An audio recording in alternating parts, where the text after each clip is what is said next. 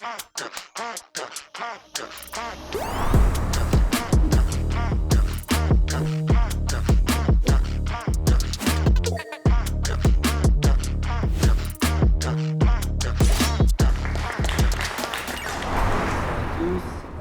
qu'il y en a qui ne parlent pas anglais et qui n'ont pas compris ce qui s'est passé?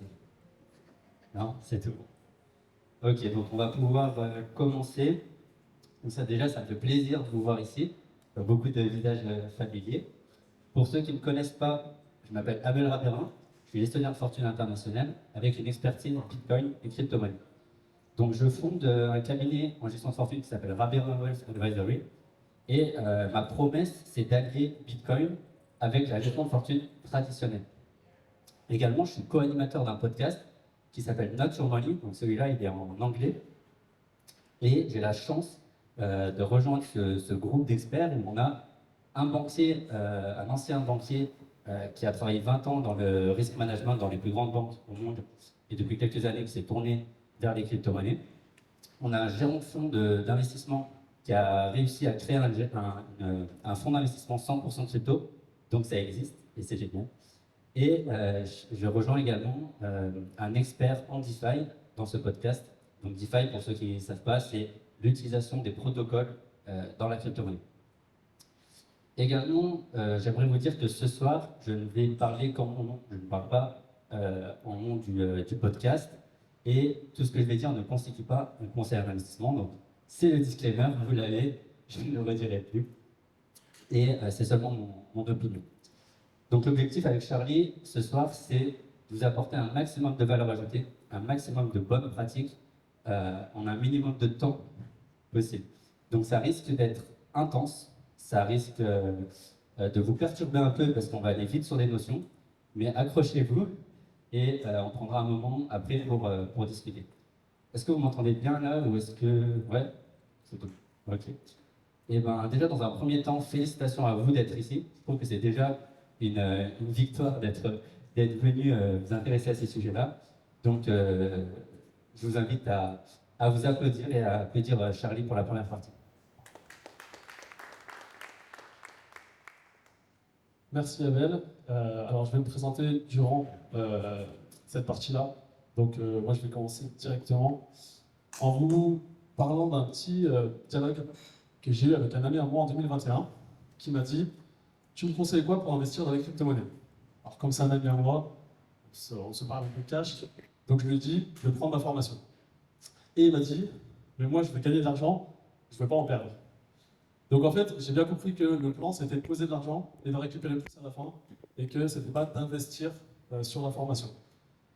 Et malheureusement, là je vous parle d'un ami, mais en réalité, c'est une discussion que j'ai assez souvent avec des gens.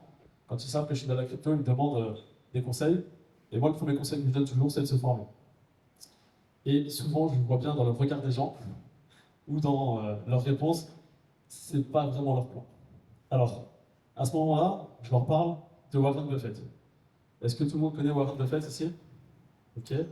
Juste au cas où, donc pour moi, c'est l'un des meilleurs investisseurs au monde, si c'était le meilleur de notre époque. Il a investi ses premiers dollars à l'âge de 11 ans. À 21 ans, il a arrêté de travailler pour se consacrer uniquement à ses investissements. Et à 31 ans, il est devenu millionnaire. Et si je vous parle de ça, c'était avant les années 90, donc avant l'arrivée d'Internet. Donc, je pense que c'est une personne qui a de très sages conseils à nous donner. Il y a plein de citations de lui que vous pouvez trouver sur Internet. J'en ai choisi 2 ce soir. La première, c'est à la bourse, il y a 2 règles fondamentales à respecter. La première est de ne pas perdre. La seconde est de ne jamais oublier la première. Donc avant d'apprendre à gagner de l'argent, il faut déjà apprendre à ne pas en perdre. Et la deuxième citation, c'est « Le risque vient de ne pas savoir ce que vous faites ». Et donc justement, c'est là où on retrouve la notion de se former. En fait, plus vous vous formez, plus vous avez de connaissances, plus vous diminuez le risque. D'où le fait que c'est réellement important. Je pense que vous l'aurez compris, je suis formateur et conférencier donc sur les crypto-monnaies. Je suis formateur dans le numérique depuis 2012. Je me suis spécialisé en 2021 sur les crypto-monnaies. En flashant le QR code, vous pouvez retrouver mes réseaux sociaux et mon site internet. J'enseigne également la crypto-monnaie et la blockchain dans une école de commerce et de management. Et j'ai un pseudonyme sur les réseaux qui est Crypto Sagesse, parce que je pense que c'est très important d'apporter de la sagesse dans ce milieu, parce que les crypto-monnaies, c'est très jeune, c'est très peu réglementé encore, et donc comme on dit, c'est jeune et fougueux. Donc, avec le manque de régulation, c'est un peu la jungle, on peut trouver tout et n'importe quoi, et d'où l'importance encore plus de se former, et pour moi, l'importance d'apporter de la sagesse à ce domaine. Il y a une autre remarque qu'on me fait assez régulièrement, c'est oui, mais je pense que c'est trop tard pour investir dans les crypto-monnaies. Alors, je vais vous poser la question à vous ce soir. Est-ce que vous pensez qu'il est trop tard pour investir dans les crypto-monnaies? Levez la main ceux qui pensent que c'est trop tard. On en a un quand même. Ça dépend. Ok. Alors, je vais vous donner ma réponse à moi, personnelle. Je vous ai mis un graphique. Vous avez l'adoption des crypto-monnaies comparée à celle d'Internet. Vous voyez que les deux lignes se superposent. En rouge, en haut, vous avez la timeline d'Internet, et en bas, en noir, la timeline pour les crypto-monnaies.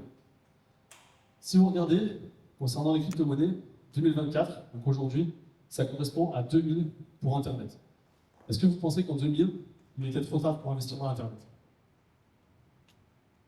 Selon vous? Effectivement, c'était pas trop tard. Facebook n'existait pas, Instagram non plus, YouTube non plus, Snapchat, TikTok, tout ça n'existait pas. Amazon commençait à vendre des livres, Google était un simple moteur de recherche, et si on parle de Netflix, en 2000, c'est simplement la location de cassettes vidéo dans des box, il n'y a encore rien de digital. Donc on était encore très early concernant Internet. Et pourquoi est-ce que je compare les crypto-monnaies à Internet? Parce que la technologie qu'il y a derrière les crypto-monnaies, ce que l'on appelle la blockchain, c'est ce qui aujourd'hui est en train de construire le Web 3. Alors, je vais redonner une définition pour tout le monde, parce que j'en ai peut-être perdu un ou deux. Sur Internet, on peut voir le Web 2, 3, 4, 5, Web 2.5, même j'ai vu aussi. Donc je vais vous donner ma définition concernant ces trois types de web. Le Web 1, c'est l'Internet en mode lecture. D'accord? On va sur Internet pour consulter des sites, pour faire des recherches. On est simplement un lecteur. Le Web 2, c'est l'Internet en mode lecture et écriture. Ça veut dire qu'on devient nous-mêmes créateurs de contenu sur Internet. Et c'est là où on peut avoir une distinction Web 2, 3, 4. Pour certains, c'est simplement le début du Web 2, la partie où on commence à personnaliser, à avoir Internet qui est personnalisé pour nous avec les cookies, et puis l'arrivée de l'IA. C'est là où certains distinguent Web 2, 3 et 4. Pour moi, tout ça est englobé dans le Web 3. Alors du coup, c'est quoi le Web 3? Eh bien, si le Web 2, c'est lecture et écriture, on crée du contenu sur Internet, le Web 3, vous devenez propriétaire de ce contenu que vous partagez sur Internet. Parce qu'aujourd'hui, quand vous publiez une photo sur les réseaux, vous donnez les droits à ce réseau. Quand vous publiez de l'information, votre couleur préférée, vos marques préférées, vos plats préférés, vos voyages préférés, toutes ces informations, ce qu'on appelle la big data, ça rapporte énormément d'argent. Et à partir du moment où vous les publiez sur Internet, ça ne vous appartient plus. L'idée du Web 3 et de la blockchain, c'est que tout ça vous appartienne désormais. On va voir un petit peu comment ça fonctionne. Si aujourd'hui, je vous donne le micro, vous avez désormais le micro, je n'ai plus. Si je vous donne 20 euros, un billet de 20 euros, un billet de 20 francs suisses, en Suisse, vous avez désormais 20 francs de plus, j'ai 20 francs. Dans le domaine du numérique, si je vous envoie une photo, si je vous envoie une musique, si je vous envoie un fichier PDF, vous avez ce fichier, je l'ai toujours. Et ça ne peut pas marcher pour les monnaies. Pourtant, depuis 2009, on a les crypto-monnaies qui existent. Et ça, c'est justement grâce à la technologie blockchain. Grâce à la technologie blockchain, désormais, vous avez un objet numérique, donc un bitcoin, un Ethereum, bref, une crypto-monnaie, un objet numérique qui est 100% unique, infalsifiable et identifié sur la blockchain comme appartenant à une personne. Et donc, quand j'envoie un bitcoin à quelqu'un, désormais, il est propriétaire de ce bitcoin, je ne le suis plus. Et ça, c'est grâce à la blockchain. Du coup, derrière, en quoi ça nous amène à ce fameux Web 3? Eh bien justement parce que on va avoir plein d'utilités derrière.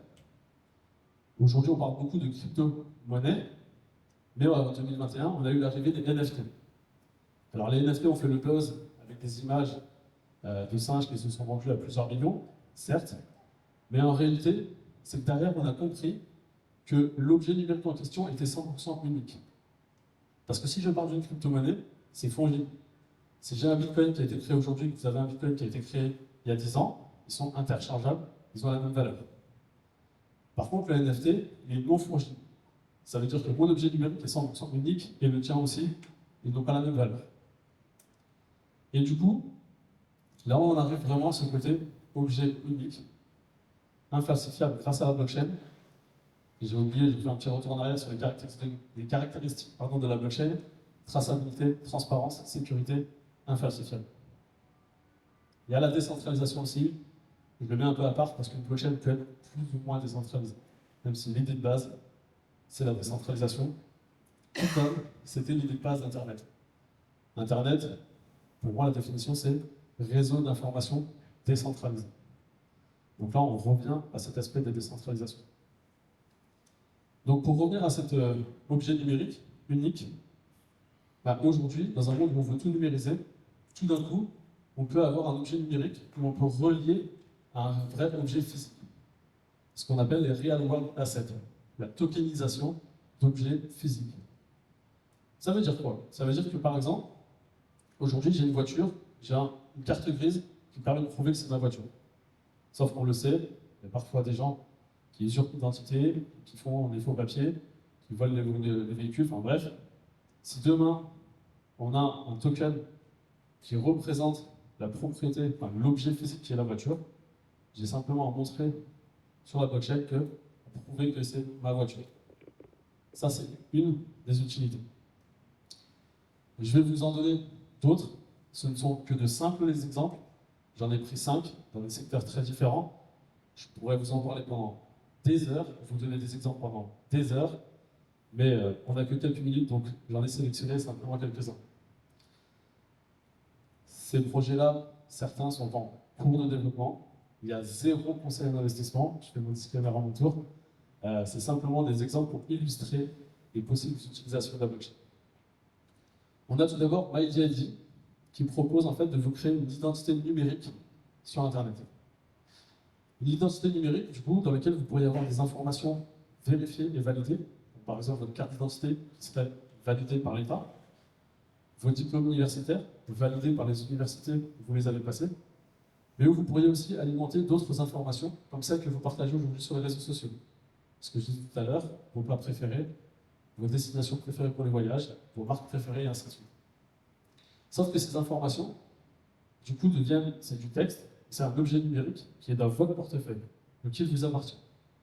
Ce qui fait que, et c'est l'idée de MyDID, si demain, une entreprise veut acheter une étude ou faire une étude pour pouvoir faire de la publicité derrière en fonction des préférences de ses consommateurs, au lieu d'acheter la donnée à Facebook, il va acheter la donnée auprès des utilisateurs, c'est-à-dire auprès de vous directement. Et donc, si vous le souhaitez, ce qui n'est pas une obligation, vous pourriez profiter des fruits de cette big data. Parce que ce sont vos données, elles vous appartiennent. Ensuite, on a l'exemple de Meteora, qui, son ambition, c'est d'être le Spotify de demain sur la blockchain. Donc ça veut dire qu'un artiste va pouvoir publier sa propre musique sur la plateforme et la commercialiser directement auprès des utilisateurs. Donc vous avez un lien direct entre l'artiste et le fan, par exemple. Et surtout, on se retrouve avec, par exemple, on peut avoir une quantité d'albums collector. Ce qui fait que même si l'album il est digital, il est numérique, il est collector, il n'y a que vous qui en avez un exemplaire que vous pourrez revendre, pourquoi pas plus tard. Finalement, on revient aux anciennes valeurs qui étaient: j'achète mon CD, moi j'ai plus envie d'écouter, je le revends, plutôt que de payer pour avoir des milliards de sons que je n'écoute même pas. Un autre exemple, Breitling, très intéressant aussi. Pour vous acheter une montre de luxe, j'espère que c'est votre cas, pas pour moi encore, vous recevez un certificat d'authenticité qui vous permet d'authentifier que votre montre est une vraie, elle est authentique, et que vous devez présenter si un jour vous souhaitez la revendre ou la faire réparer. Et bien aujourd'hui, Breitling vous propose ce certificat d'authenticité sur la blockchain.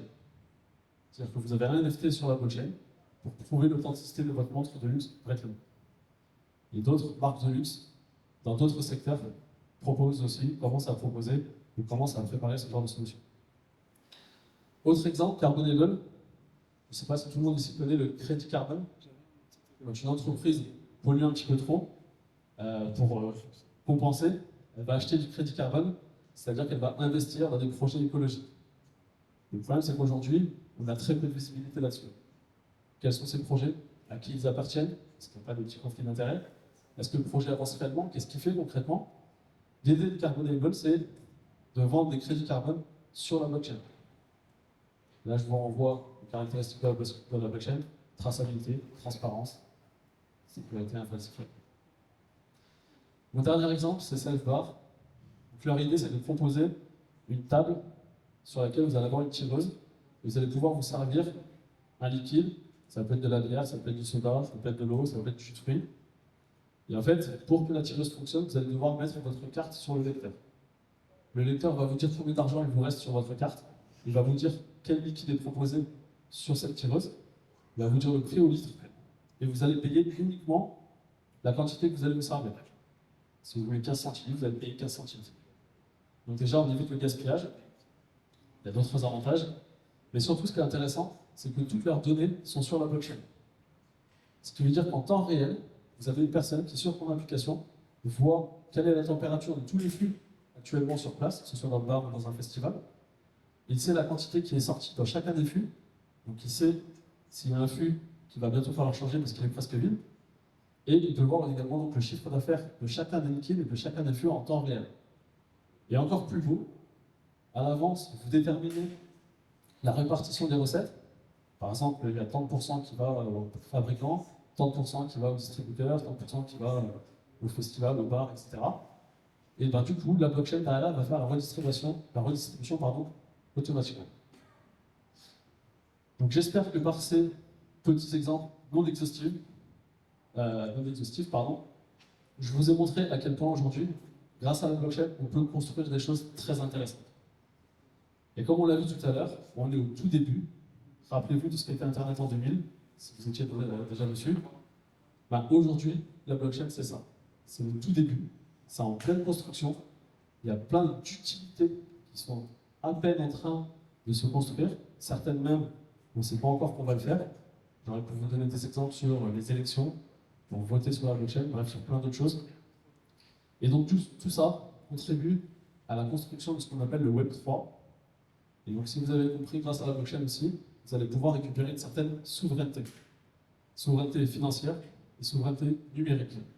Puisque l'idée de la blockchain, c'est que ce qu'il y a dessus vous appartient à vous et uniquement à vous. Mais pour ça, il faut encore savoir exactement comment faire.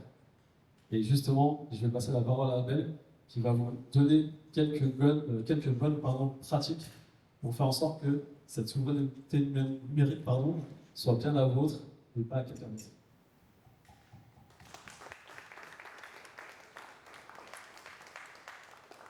Merci Charlie pour ta partie. Donc là, on va aller directement dans le vif du sujet. Où ne pas acheter ces crypto-monnaies. Donc je vous ai mis à droite Binance, Kraken, FTX, Mongox. Ce sont des noms de plateformes d'achat de crypto-monnaies. Sur ces plateformes-là, ce qu'il faut comprendre, c'est qu'elles sont ce qu'on appelle custodiales. Quand elles sont custodiales, ça veut dire qu'elles détiennent des crypto-monnaies pour vous. Donc vous leur faites confiance pour vos crypto-monnaies.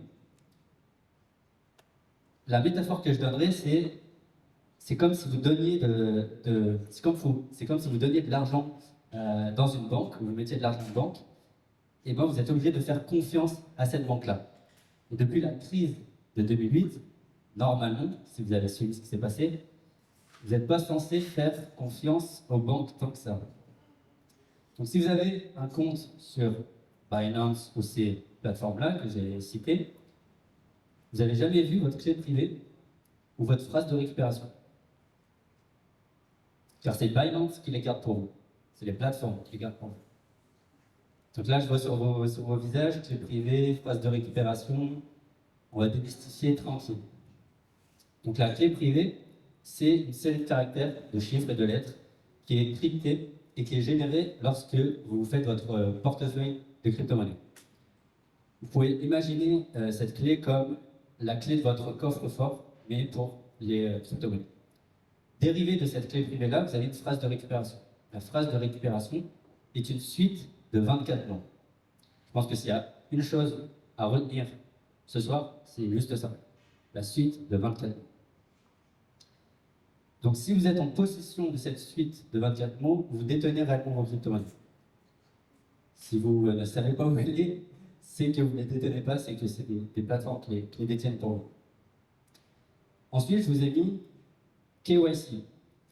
En anglais, c'est Know Your Customer. Et c'est un processus fastidieux que vous allez devoir faire quand vous faites votre premier compte sur un exchange comme ça. Donc pour ceux qui l'ont déjà fait, c'est une certaine expérience, c'est-à-dire que vous devez donner toutes vos informations personnelles. Votre adresse mail, votre adresse postale, une carte d'identité, et même, ils vont vous demander d'écrire un code sur une feuille et de vous mettre en photo comme ça. C'est juste horrible pour la vie privée, et pour ceux qui sont vraiment défenseurs de la vie privée, ça peut même parfois être traumatisant. Je l'ai vécu avec une cliente un peu âgée, donc on va éviter ça. Donc ça, ce sont des échangeurs centralisés, et donc ce qu'il faut retenir également, c'est que le KYC, c'est parce que ce sont des plateformes qui sont extrêmement en relation avec les gouvernements. Donc elles vont être compliant, elles vont donner énormément de vos informations au gouvernement. Donc pour moi, les exchanges, donc la colonne de droite, c'est un peu comme les banques, mais pour la crypto. Donc à éviter comme la peste. Donc, avant d'aller plus loin, levez la main si vous avez des crypto-monnaies sur ce genre d'exchange comme Binance. On n'ose pas trop lever. Ok. Bon, ça va, vous avez bien fait de venir. Donc, à gauche, vous avez où acheter vos crypto-monnaies. Je vous ai mis des exemples. Mon Pèlerin, Redchain, Relay, ce sont trois entreprises suisses en plus. Donc, sur ces plateformes-là d'achat, c'est pareil, vous pouvez acheter vos crypto-monnaies avec elles et vous allez être en self-custody. Self-custody à l'inverse de custodial, c'est-à-dire que vous allez détenir votre phase de récupération. Vous vous rappelez la suite de 24 mois. Également, ces plateformes-là, elles vous permettent d'être en non-KYC, c'est-à-dire qu'elles vont vous demander le moins d'informations personnelles possibles. Par exemple, sur mon Pèlerin, vous pouvez donner une adresse mail, mais vous n'êtes même pas obligé de donner celle que vous utilisez dans la vie de tous les jours, où il y a votre prénom et votre nom. Si vous êtes encore plus défenseur de la vie privée, vous avez Rexchange, qui est vers le bas des paquets là-bas, où vous pouvez acheter des crypto-monnaies en liquide sans donner aucune information sur vous. Même pas votre prénom, vous arrivez, vous achetez vos cryptos, vous rentrez à la maison. Donc, ma question avant de commencer, qui ici souhaite devenir libre financièrement et protéger sa vie privée? Levez la main. Ok, let's go. Donc, ce qu'il faut savoir, c'est que quand on interagit avec les blockchains, donc quand on interagit avec ce monde des cryptos, vous devez avoir un portefeuille chaud et un portefeuille froid. Le portefeuille chaud, il est obligatoire pour interagir avec la blockchain. Pour ceux qui vont vouloir faire de la DeFi, utiliser les protocoles, etc., vous en aurez besoin. Il faut savoir que le portefeuille chaud, il est connecté à Internet, donc il est extrêmement vulnérable aux attaques en ligne, mais il est nécessaire, et l'utilisation que vous pouvez en faire, c'est comme si vous aviez un portefeuille physique, un vrai portefeuille, et que vous voulez juste faire des dépenses quotidiennes ou hebdomadaires récurrentes. Mais vous n'allez pas garder dans ce portefeuille-là toute votre trésorerie, on va dire. Donc, si vous devez choisir un portefeuille chaud, moi, c'est celui que je préfère, c'est Rapid Wallet, pour l'instant, à l'instant T, je vais dire. Et MetaMask, je le déconseille. Et Rapid Wallet, ils ont en fait un mécanisme où ils vont vous prévenir si vous faites des transactions qui peuvent être douteuses ou si on essaie de vous arnaquer. Vous pouvez même rajouter, petite astuce, une double vérification, un DFA, en plus d'utiliser un boîte toilette comme Rapid Wallet. Ensuite, à droite, vous avez mis les portefeuilles froids. Donc, si vous devez retenir deux choses de ce soir, c'est la suite de 24 mots et le portefeuille froid. Le portefeuille froid, le cold wallet, je vous ai mis deux exemples d'entreprises qui font ça, Ledger et Bitbox. Ledger, pour l'instant, c'est le numéro 1 mondial sur ce type de device. Donc, je vous l'ai mis en photo en dessous. Ça ressemble à une grosse clé USB. Donc, le portefeuille froid, il est non connecté ou très peu connecté à Internet. Donc, vous êtes beaucoup moins vulnérable aux attaques des hackers, notamment. Et l'utilisation qu'on peut en faire, c'est pour du stockage à long terme, pour vraiment protéger son portefeuille, son patrimoine en crypto-monnaie. Donc maintenant que vous avez compris où acheter, on va aller sur comment acheter. Le premier niveau, niveau débutant, je vous ai mis une étoile ici, et c'est comme ça que j'ai été introduit à Bitcoin, c'est en mettant en place en seulement 30 minutes, avec l'application Relay, mon premier portefeuille Bitcoin.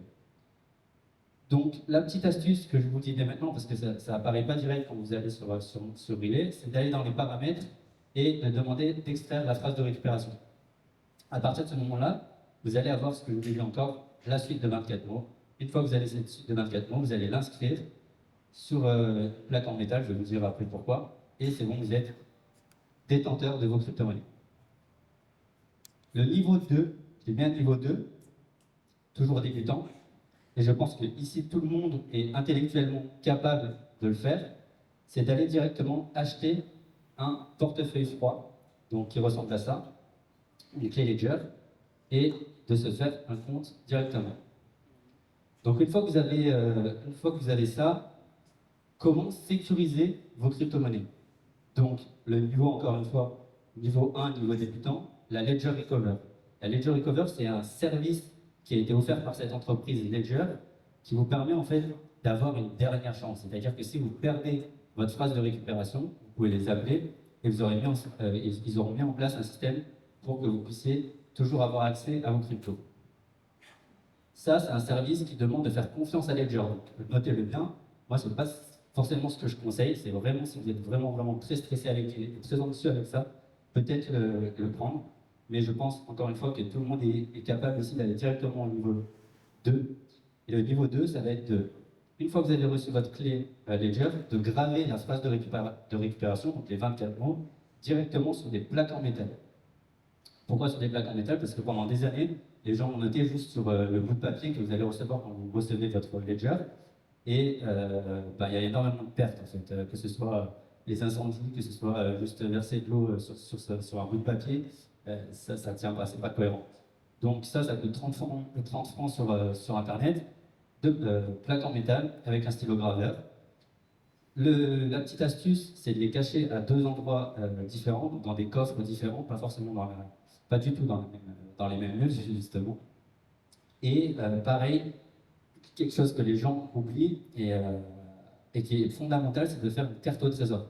Carte au trésor pour la famille, parce que si vous perdez vos crypto-monnaies, non, pardon, oubliez ça, si vous mourrez, si vous arrive un accident, et ben, si vous n'avez pas mis en place une carte au trésor, vos crypto-monnaies sont perdues pour toujours. Personne ne pourra jamais les récupérer. Donc prévoyez une petite carte, similaire un peu à un testament dans la vie de tous les jours, mais là, ça va être votre testament pour vos cryptos. Donc, avec tout ça, levez la main si vous pensez que c'est mieux d'acheter des cryptos sur Binance ou... Oui, levez la main si vous pensez que c'est mieux d'acheter des cryptos sur Binance ou sur les exchanges. Ok? Levez la main si vous... Levez la main si vous pensez que c'est mieux d'acheter comme ça. Ok, let's go. Donc, cette partie, j'ai hésité longtemps à la mettre. Pour les très débutants, vous pouvez boucher vos oreilles ou je suis désolé si ça va vous embrouiller, mais je voulais au moins que vous ayez l'information.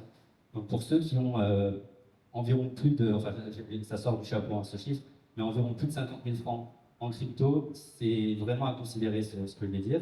Et ceux qui ont des entreprises ou qui pensent à l'avenir à ajouter des crypto-monnaies dans votre fonds de trésorerie d'entreprise, c'est également à considérer.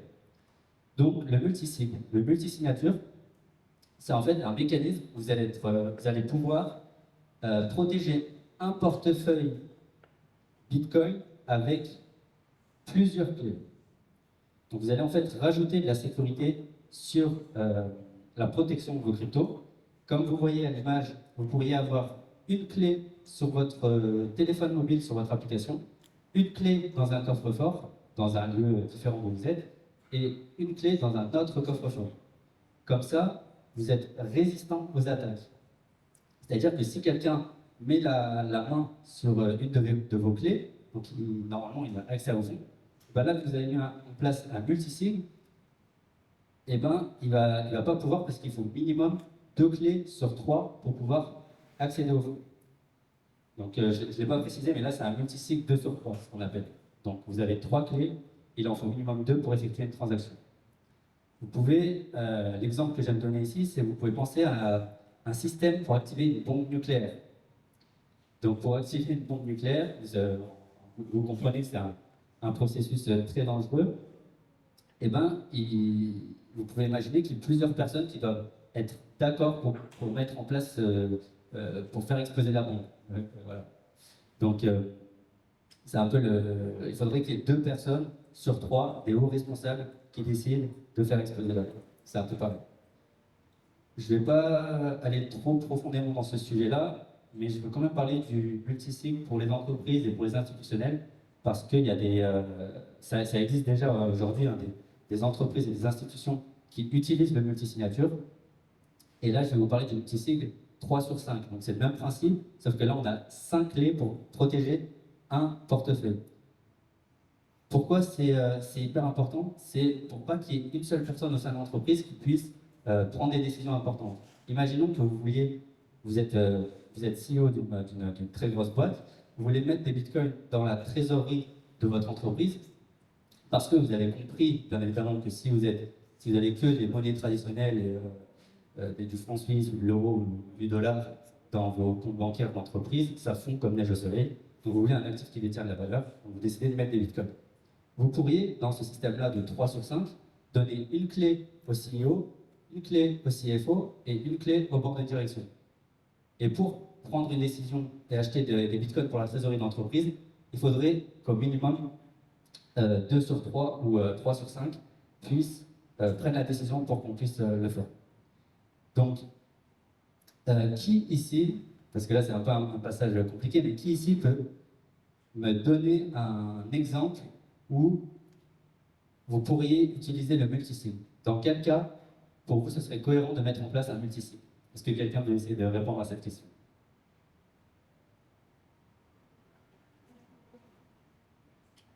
Étant un total newbie en la matière, je penserais à une entreprise du genre Firmenich, une entreprise familiale. Donc sûrement qu'au board, ils ne sont pas 1 milliard. Et j'imagine qu'ils prennent des décisions à la majorité. Et dans ce genre de circonstances, le patrimoine, la manière dont il souhaiterait l'utiliser, un multisig, ça pourrait être assez intéressant. C'est parfait, c'est un très bon exemple. Entreprise familiale. Donc, en tant que gestionnaire de fortune, je ne pouvais pas vous laisser sans vous parler des considérations fiscales et réglementaires. Parce que vous vous rappelez, le thème de la conférence de ce soir, c'est de vous apprendre à détenir correctement vos cryptos. Donc, on les achète, mais on les détient dans les règles.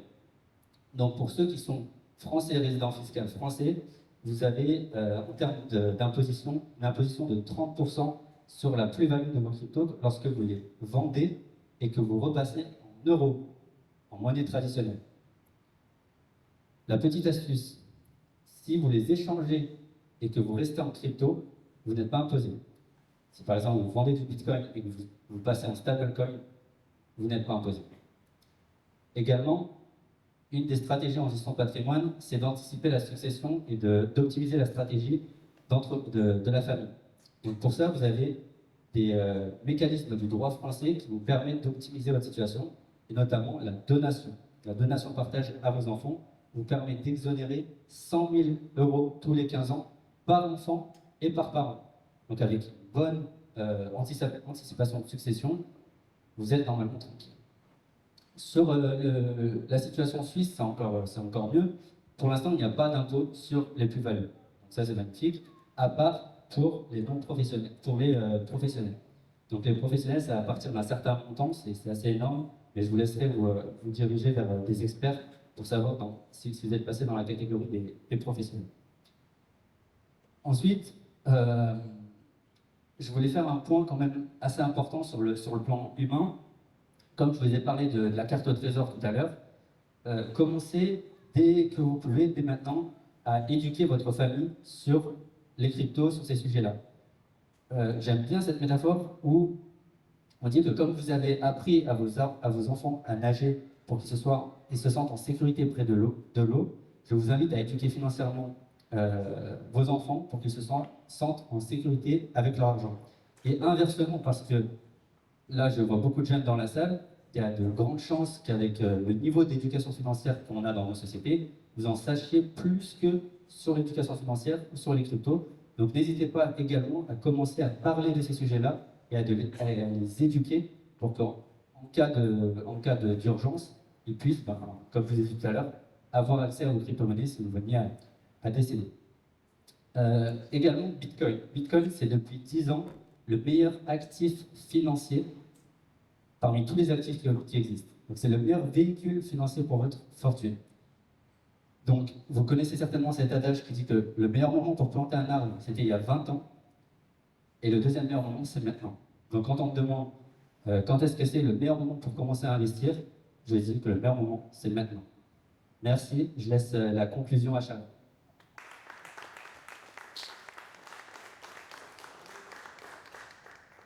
Merci Abel donc, pour toutes ces bonnes pratiques que je vous invite à utiliser. Même si j'ai levé la main pour la question sur les plateformes d'échange, bien évidemment, j'ai une bonne partie de mes crypto-monnaies en portefeuille franc. Je ne serai pas un formateur d'une de secondes. Pour conclure très rapidement, l'idée de ce soir, c'était de vous montrer que c'est toujours le bon moment pour investir dans les crypto-monnaies. On est encore très early et que, selon nous, le futur aujourd'hui s'écrit avec la blockchain, ce qu'on a appelé donc le Web 3. L'autre idée, c'était de vous montrer qu'on peut revenir à une certaine souveraineté financière et même encore plus loin à une certaine souveraineté numérique. Vous pouvez récupérer la souveraineté de vos données numériques, mais pour ça, il faut de bonnes pratiques et il faut les protéger. Et voilà, l'idée, c'était de vous transmettre là, ce soir, ces clés.